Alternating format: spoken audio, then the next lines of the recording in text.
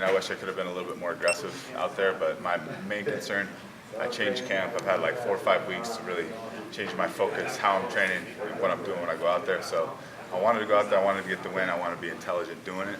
So I didn't open up as much as I wanted, but I was very happy with the dominance in the ground and pound. And I know I clipped him a couple times early with the stand-up. So I was pleased with the performance. I was extremely happy to get the W and a little extra time to work on my game. What led to your changing camps? I still got the same coach, but where I was at in Seattle, I didn't have a lot of training partners. And I met Trevor Lawley through the game, so I just kind of transplanted down there. I was able to get away from my kid and my family for a little while, which kind of inspired me a little bit more. It's been like a little over a month since I've seen my kid, so I took a little bit of that out of Mr. Miller tonight. You know, obviously he hasn't fought in a little while, but coming into this, you know that he's a guy with a lot of skill. So what were you most concerned about facing him? Man, with him, I knew I had to be extremely concerned of that choke. He likes that front choke, and he tried to seek it in pretty tight a couple times today. Other than that, I knew he was just 1-2 punches at a time. He had fairly decent stand-up, but not a lot of knockout power. I just really wanted to sit back in the pocket. And for me, the biggest thing is before I get really stupid chasing people, I'd come forward with my chin, I'd come up, and I'd come out, so I give people an easy target. So today I was trying to stay down in my stance, make sure I didn't give them that easy target, and then just take it from there. How difficult is it for you to not get overly aggressive? I know you see openings, you want to go after them, so how hard is it for you to hold back? It's extremely difficult for me, especially being like a big, strong wrestler. I still got that wrestler mentality where we get in there, it's like you want to kill him right away, so you come out there and start chasing him a little bit. So one of my goals in camp with Trevor and all these guys was to be more patient, to sit back, to keep my chin in, and keep my hands where I could hurt somebody instead of coming forward and put myself in bad position. I don't always need to chase somebody down and just get them. I could sit there and let them walk into me and make them pay for it. We think you look pretty sharp in that warm-up suit right now, but I'm curious what your take on the whole new fight is. They're all right, I'm one of those guys. I'm like, you guys tell me what you want me to wear, it doesn't matter. I'm getting in a fist fight. I have a lot of other things I'm worried about than how I'm looking out there. So whatever they want us to dress up in and however they want to outfit us, I like this. I'm going to keep it. It's got my name on it, so I think it was nice. I like it. And as a fighter and, let's say, father, this guy right here in the lime shirt taking pictures, he's a dad, and I'm staying in the same hotel room with him. And every day I need to call my daughter. I need to see. How is it for you being away from it? Is it like it's something in the back of your mind every single day? It's not in my mind every day. I mean, there's times that I think about him, but when I'm on a trip, I literally call him every night. So we have the beauty of our technology. I'll call him up. I'll pull up my little Kindle app. And I'll be like, yeah, you in bed? You have your teeth brushed? And I'll read him a bedtime story. We'll get a chapter out of the book. I'll sing him some Twinkle Twinkle, and I'll say goodnight. So even though he's not out here with me, I still get to talk to him every night. And I miss him a lot. It's just going to mean that much more when I get home and I get to spend time with him. It's hard being a dad, though, isn't it? I feel like it was against, all the way. I felt like this was it, so I had no chance. For anything else, I just saw victory. So I really envisioned. Was there anything you did differently in preparation for this fight? Well, I changed camps. I'm over Matt Bryce, if you know that name, at R1. He's got a gym over there in Oklahoma. So I'm there, I'm working more with my feet, my footwork, and staying healthy. That was a big difference for me. And now that you have some perspective on what you did before and what wasn't successful for you, do you feel like you've evolved and figure out how to get a win, how to sort of do the whole fight week better, the whole everything better? Yeah, I feel like I got more to grow. Although I'm 35, I'm kind of old on the other side of things for the sport. But I feel like I'm kind of young, taking a lot of punishment. I don't know. I haven't had a whole lot of fights. I haven't been in a lot of big battles and wars. So my body still feels young. I'm still in shape. And I'm learning a lot. So I think I got a piece of the puzzle today. Not all of it, but I feel like I'm progressing. Do you wish you had started training sooner then or something? I don't really have any regrets, I wrestled for a long time, most of my life, and that's my background. So, I did want to get into it when I was a kid.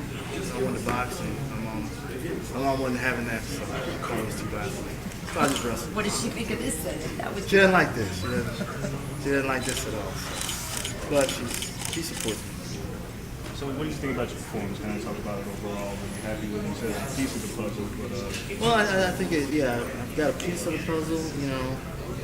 Anytime I get a W, I'll take it. So I haven't seen the tape or anything. I felt good. First round, felt good on my feet. Felt a little sloppy when we were on the mat and rolling around. I don't know if it was just being sweaty or slippery or what. I just felt like sometimes I'm losing, not have control. So I felt just a whole lot better on my feet rather than on the ground.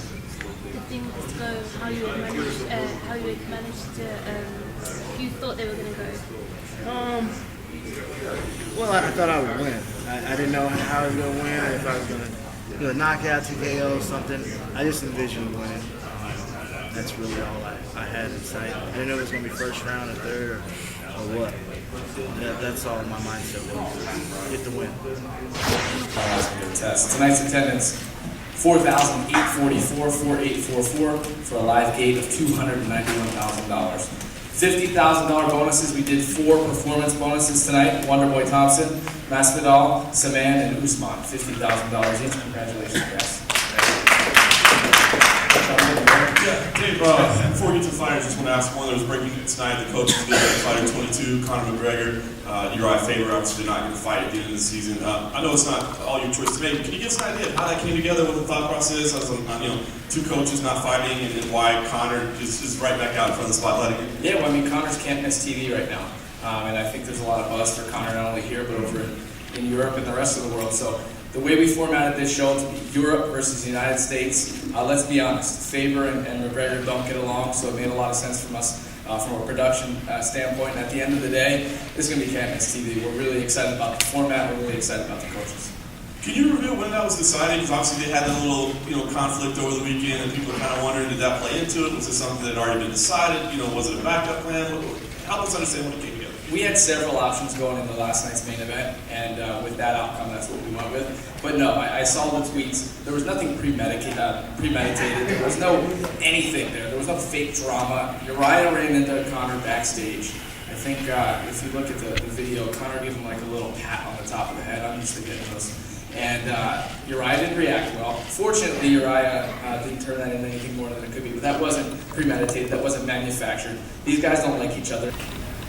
My plans for the money is I'd like to buy a house, to answer that question. And how it feels, man, is it feels good. As I told John immediately after the fight, is that my main objective when I'm out there in the octagon now is to entertain and to make sure I'm putting on exciting fights. And everyone wants to win, and me included. But what's more important for me is to make sure that that I'm here at press conferences to make sure that I have fans talking about my performance and that I'm walking away with no less than $50,000. With that said, you are getting incredible results as well. So do you think it's that mindset of just putting on the exciting fights that's the key to you getting these results as well? I felt just so much less pressure, in my last 2 fights. And then each time I step out there, I just feel more and more comfortable, and just being able to go out there and just focus on making my folks back home proud and stuff is just a huge relief for me, man. And so win or lose, I know that my people have my back, and I know they're going to be in exciting fights, and I can't see it any other way right now. The last question for you, Josh. Can you give us a little bizarre incident at the end of the fight where he basically spit blood on you after refusing to touch your hand? What was that about? I mean, you'd have to ask him what it was about exactly. I think he was just upset. He came up and apologized after the fight and said that it was just in the heat of the moment, and so I can't speak for him really. Thanks, Josh. If I just could briefly for George, great win for you tonight. Can you help us understand how much different you feel, or what the difference is between you at 170 and you at 155? The difference is huge. I felt when I woke up today, when I was doing my sprints, I was just sprints in the morning for the day of the fight. I felt good. I felt explosive. Usually I feel like a little lethargic or heavy when I drop down to 56 and then I put the weight back on. I'm usually around like 78, so just putting all that weight back on, I feel good. I felt great today. Obviously, you initially missed weight as well, which is a little surprise since you were moving up. What happened there? Was it just a miscalculation, or what was the issue? One of the UFC guys wanted to run by a Steak and Shake, or In-N-Out Burger real quick, so I got tempted and whatever. I did, but then I sweat it off to 2 pounds, so I was good. You really did have in and out for it. No comment. Hey, last question before you call that Matt Brown after the fight. Why is that a fight that interests you? I think it interests the public mainly. I've always wanted to fight Matt Brown. I like his style. He just comes forward to fight, so hopefully I get my hands on him. You guys have done it. It seems like a great option for fans that can't necessarily land the big ticket on the Saturday night. It is a big venue, and of course it keeps the Ultimate Fighter finales out of the smaller venues where we see them sometimes. Can you kind of take us through the business model of that? How big does the Sunday night event have to be for the UFC to say this is the model that works, the back-to-back? Well, I think it's twofold. First and foremost, Sundays are great for TV for us. A lot of people were speculating why didn't we do this on Friday or Thursday, whatever it may be. Sunday's a great TV night for us, particularly on Fox Sports 1. And secondly, we're fortunate to have great partners here at MGM. It made a lot of sense for us to stay here. It made a lot of sense for us. We could use the same octagon, use the same crews. So first and foremost, it was a TV decision, but after that, it made a lot of sense just from a logistics standpoint. Okay. Also, to follow up on John's question about the selection of Conor McGregor versus Uriah Faber, I think obviously everybody understands the selection of Conor McGregor. What was the idea of entertaining Frankie Edgar to coach Team USA ever considered, seeing as how it's possible that he could be an opponent for Conor before Uriah Faber might be down? For sure. We reviewed several different options on that. At the end of the day, I think everyone knows what Uriah brings to the table from a coaching perspective. That's not a knock on anybody else, but he certainly thrives in the tough format. And I think when you look at him and you look at Conor together, it's pretty combustible and it should make for great TV. Does Conor have any injuries that need to heal up? Is this an opportunity for him to be on TV and be in the forefront, but at the same time have a little bit of a time? Yeah, you saw the fight last night, Richard. He certainly was in a war, but he has no injuries to report. But at the end of the day, he was eager to jump back in. He's staying in the McMansion for another 2 months, and I'm sure he's going to hate all of that. So he'll be at the McMansion for another 2 months. The taping starts this week. Fighters arrive actually tomorrow, so we're going to hit the ground running. Question for Kamaru Usman on your victory tonight. First of all, let me ask you about the second round. You dominated the first round, and it appeared at the second that Hassan really came out determined and swinging. Did you sense that after a very frustrating first round for him, that he was coming out very aggressive in that second? Yeah, I definitely knew that.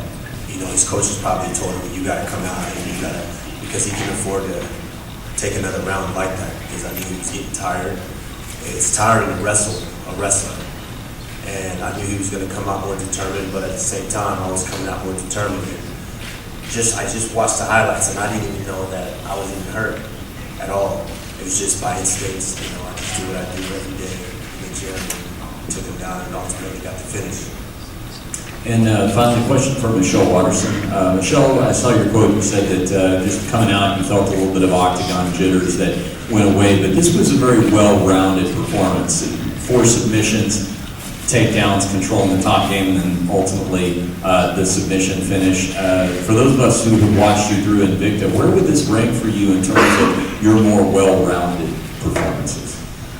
I think it's exactly what you said. I feel like tonight I was able to display everything, all of my abilities with the stand-up, the grappling, and the wrestling, which is exciting for me because I get to tell all my coaches that I did what they worked with me on, so it's very exciting. I have a question, Michelle, actually, to continue on with you. For you, you had to go up, you were joking about, throwing bigger legs around and everything. I'm curious how you felt you were able to take Angela down, but, how did you feel in terms of strength and power and ability with this weight class? I felt good, just getting my feet wet a little bit and kind of feeling the weight. I feel like everybody has their strengths and their weaknesses, no matter what weight class you're at. So you just have to find what you're good at and just capitalize on it. Thank you. Michael Graves, this is for you. You looked great tonight. You actually looked a lot better than you did on the show. Now, I'm just curious, did you make a lot of changes after the show, or was it just something about that format of performing in front of everybody at the show that was different for you? Why did you seem to be markedly improved this? I don't want to get too much in before the show. I would just say my head really wasn't into fighting. I was getting ready to change up things in my life before the show, and that kind of got thrown into my lap, and I couldn't turn it down. And after the show, I wasn't happy with either one of my performances. And after that, I was just working very, very hard, very diligently every day. And I'm going to continue to do that. I'm not taking anything away from the organizations that I fought before, but I kind of consider that semi-pro. I consider myself 1-0 as a professional right now. I consider the UFC like the majors, like the MLB or the NFL. So the way I look at it, I'm a rookie. I'm 1-0, and I got a lot of room for improvement. I'm just going to continue to work hard and do my thing. Well, I'm curious about some of the things that you want to change, and I don't know if yesterday after the weigh-ins if that was real Bud Light or not. Was it? I don't know. You can't say no comment. You have to answer. I can't say no comment? No. No, I'm listening to Josh. No comment.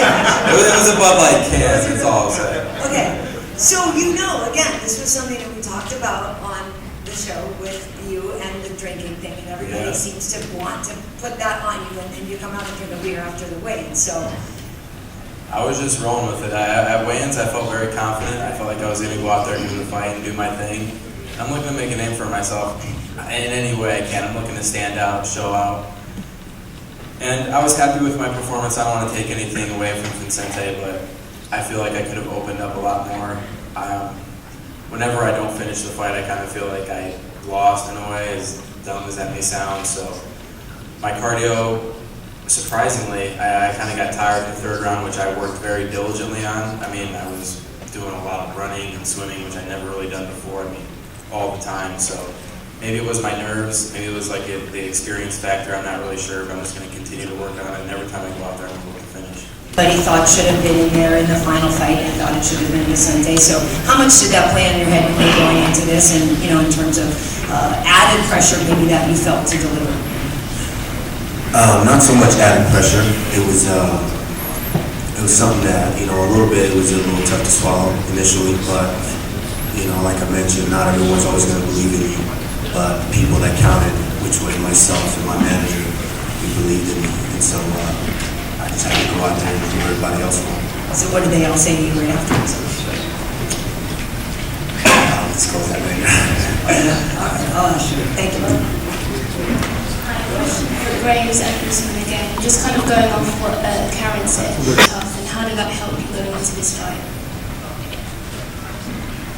What I took away from it, it's, I've been a wrestler since I was 15 years old, and just being a wrestler and being in the seasons, you have to be able to make weight each and every week, every weekend, make weight, and then it's 1 hour turnaround. Make weight, you gotta wrestle now, and it's a tournament that lasts all day, so sometimes you might wrestle 6-7 different times during that day. And so it wasn't that big of an adjustment for me to make the weight, in a rapid succession like that. But the thing is, ultimately it's a fight. And so when you get in there, there's no type of sport that I think prepares you for the adrenaline that you're gonna have when you're in that cage. You're locked in there. It's one man's gonna walk out the victor. And so it's the show definitely prepares you and lets you know if this is really what you want to do in the future for your career. Kind of what I got, kind of similar answers before the show, just enabled me to have a different outlook on the game and in life in general. Since the show, I've just been changing things up. Just been trying to improve little baby steps every day, whether it's just work out at the park or going to the gym. Every day I'm looking to improve. Like I said, I look at myself as a rookie, and I feel like my potential is very high, so I'm just going to continue to work. Dave, will Magalhaes face any kind of disciplinary action for spitting blood in Josh's face? We're going to talk about that tomorrow when we get back. I know that they cleared the air backstage. We're just trying to get some more facts on what was going through his mind at that point, if he was clear-headed or whatnot. But clearly, we don't condone that type of behavior. We're all about sportsmanship, and that wasn't any chance of display there at all. Cool. Michelle, for you, I know you're looking for a title shot in the very near future, but is there anyone you want to face next coming up? I'm over here, by the way. I don't have anybody in mind. I would like to get into the rankings. I know I'm moving up from 105 to 115, so yeah, I'd like to get into the top 10 and make the ranks. What was that like? He's in the UFC. He's in the UFC, and it looks like all four guys will get another opportunity. Well, I guess tell us what your thought process was coming in, and then I guess getting that news, what it's like now. My thought process was to go out there and just do what I do and focus on the fight. I wasn't worried about the contract or the win or the money or things like that. That was just an added bonus. If I went out there and performed the way that I'm capable of performing, I knew everything else would follow suit. And so, that was just my main focus, was to go out there and do what I do best. That's it, getting the confirmation that you're in the UFC officially. Was that a huge moment for you? Yeah, that definitely feels good. Feels good. And certainly not your decision to make, but the $300,000 prize. Have you heard anything about what the team intends to do with that money? I'll let the boss man go ahead and figure that out. I just didn't give him a chance to do it. He wanted to close the gap, get me up against the cage, take me down. So I tried to keep him at the end of my feet and my hands. Somewhere in there, in the scuffle, he must have hit me with something. I don't remember. I have to go back and watch. But I was still coherent. I didn't go out. My legs get away. So I just recovered real well and got to the fence, got back out where I feel comfortable, and knocked him out. Certainly the unique stance, the flashy style, I mean, that's your signature. That's what you do. But people kind of wondered, can that be successful at the elite levels? Can it be successful against wrestlers? You certainly stuck with it tonight. Do you feel like your game is going to require any modification to reach the upper echelon division? Do you feel like the way you fight can be successful in championship level? I think I can. I work with some of the best wrestlers, Chris Weidman, Matt Miller, good jiu-jitsu guys, my brother-in-law Carlos Machado, Ryan Hall, all these guys, have been a part of my camp, and I'm getting better and better every day. And I think so. The more comfortable I get with it, the more the striking that you're going to see, because I feel comfortable with it. Obviously, people immediately trying to figure out what's next for you. I know you're still enjoying this moment, but saw a big one was John Kavanaugh was out there campaigning you and Gunnar Nelson as a headliner in Dublin in October. Is that something that interests you as a potential matchup? I think it would be a very exciting matchup. I know his ground game is legit, but I'm up for anything right now. I want to make that break into the top 5 and make a run for the title, baby. I think that's why we do what we do. We want to be the best.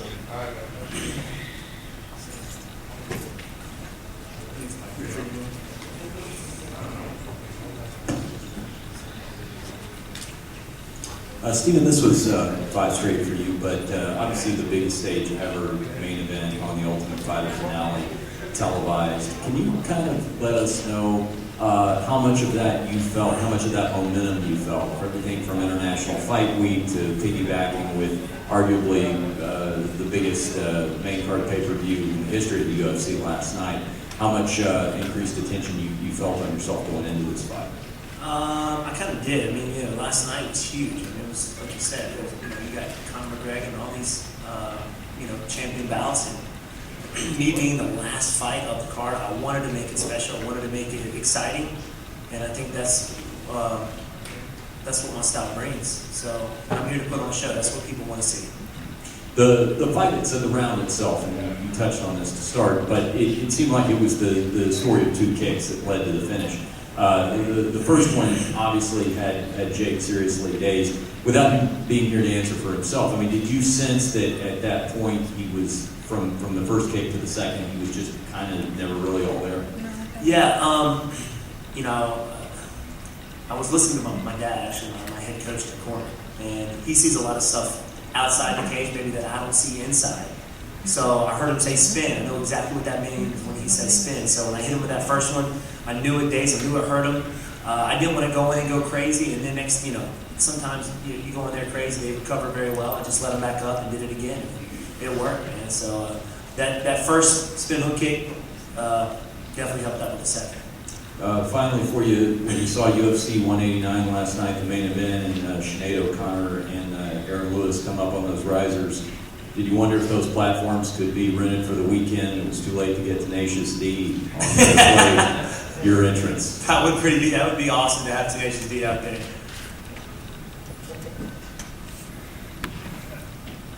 Any other questions, guys? Raimondi, Sean, everybody? Hey, it's been one hell of a week. Thank you all for joining us here for International Fight Week 189, capped off by Wonder Boy's brilliant knockout. Have a great week. We'll see you guys in San Diego and at All Wisconsin.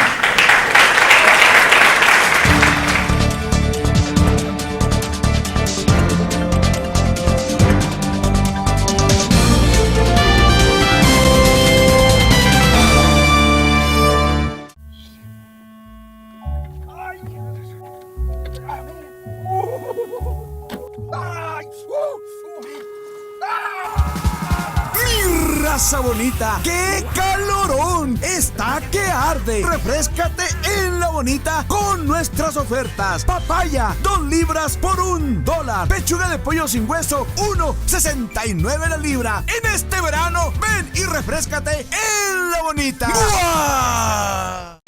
En Taquerías El Buen Pastor, también los desayunos son nuestra especialidad, como los tradicionales chilaquiles verdes o rojos. Recuerda que estamos ubicados en 3 cómodas direcciones: 301 Sur Diquero Boulevard, en el 4777 East Charleston, y en 503 de Las Vegas Boulevard, que abrimos las 24 horas.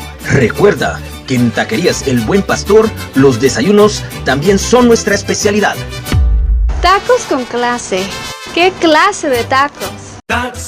Es temporada de taxes y muchas veces no sabemos a dónde acudir. Luis tuvo una mala experiencia en el 2011. Por tratar de ganar el sorteo de una camioneta, no recibió su reembolso, pero sí una auditoría. Y en el 2012 le prometieron $10.000 que nunca recibió y lo estafaron cobrándole $500 por su preparación. Miles de contribuyentes son víctimas de fraude cada año. TaxMax te da más. Te ofrecemos tu estimado gratis. Visítanos o llámame al 943-8886. Ven y disfruta del auténtico sabor mexicano. El Chamizal te ofrece gran variedad de platillos con un sabor inigualable. El exquisito molcajete Pancho Villa, el caldo 7 mares, el riquísimo agua chile, el super cóctel de camarones y la exótica cecina de venado y una gran variedad de mariscos. No te puedes perder los domingos de mariachi a partir de las 7 de la noche. ¡Te esperamos!